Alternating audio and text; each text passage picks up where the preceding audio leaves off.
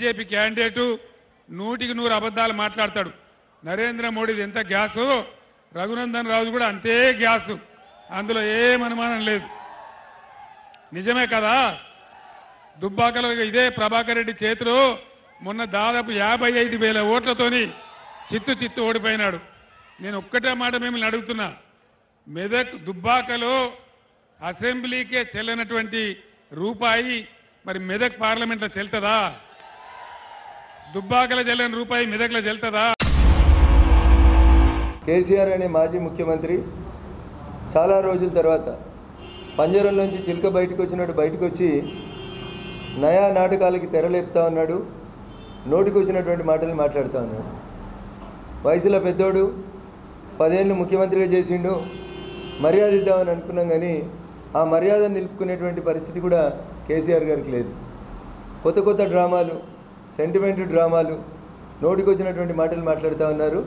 కాబట్టి వారు మాట్లాడిన భాషలోనే వారికి సమాధానం చెప్తే మంచిదనే ఉద్దేశంతో వారు పుట్టిన ఊరికే వచ్చి మాట్లాడుతూ ఉన్నారు.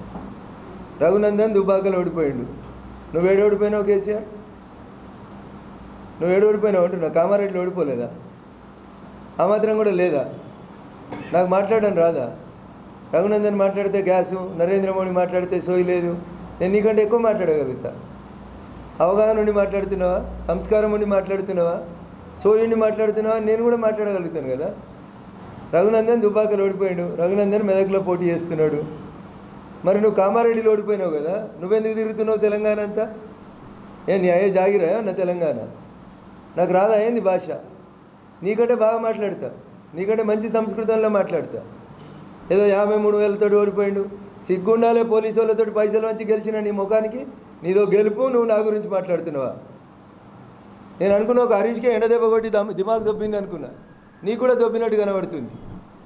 మర్యాదగా మాట్లాడితే మర్యాదగా మాట్లాడుతున్నాం. నువ్వు ఓడిపోలే కామారెడ్డిలా, మూసుకొని పండుకో. మరి ఎందుకు తిరుగుతున్నావు? నేను మర్యాదగా చంద్రశేఖరరావు గారు, కేసీఆర్ గారు అని మాట్లాడుతున్నా. నువ్వేం మాట్లాడుతున్నావు? ఎట్లా మాట్లాడుతావు నువ్వు? రఘునందన్ దుబ్బాకలో పోటీ చేసి ఓడిపోతే కామారెడ్డిలో నువ్వు పోటీ చేసి ఓడిపోయినావు, రఘునందన్ పోటీ చేస్తలేడు. నువ్వెందుకు తిరుగుతున్నావు? ఒక ఎమ్మెల్యే గెలవడం చేతగా నువ్వు 17 ఎంపీలు ఎట్లా గెలిపిస్తావు? ఏం సూత్రం ఇది? నేనే పిలిచి ఇచ్చిన వెంకటరామరెడ్డికి. ఏం కట్టలు కట్టించిండు అని ఇచ్చినావు వెంకటరామరెడ్డికి?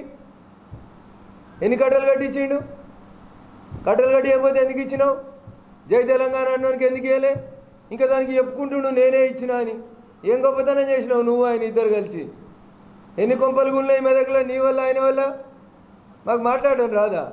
మంచిగా సారు మాజీ ముఖ్యమంత్రి చంద్రశేఖరరావు గారు అని గౌరవంగా మాట్లాడితే ఏం గౌరవం కాపాడుకుంటున్నావు నువ్వు? పెద్ద నోటితో ఎందుకు అనాలి, చిన్న నోటితో ఎందుకు పడాలి? నేను ఎప్పుడైనా ఒక్కసారైనా మీ గురించి ఏమైనా వ్యక్తిగతంగా మాట్లాడినా?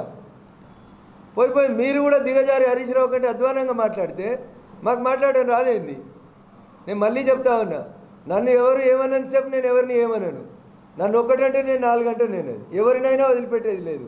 పైసలు వంచలే, రాధాకిషన్రావు చెప్పిండు కదా పైసలు వంచి గెలిచినామని. రాజపుష్పకెళ్ళి పోయి పైసలు వంచినామని చెప్పిండు కదా.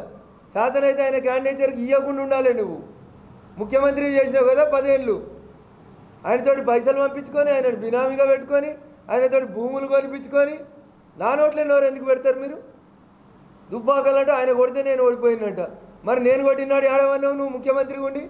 నేను కొట్టలే నువ్వు ముఖ్యమంత్రిగా ఉన్నప్పుడు? దుబ్బాక బై ఎలక్షన్లో నిన్ను నీ అల్లుని కొట్టలే?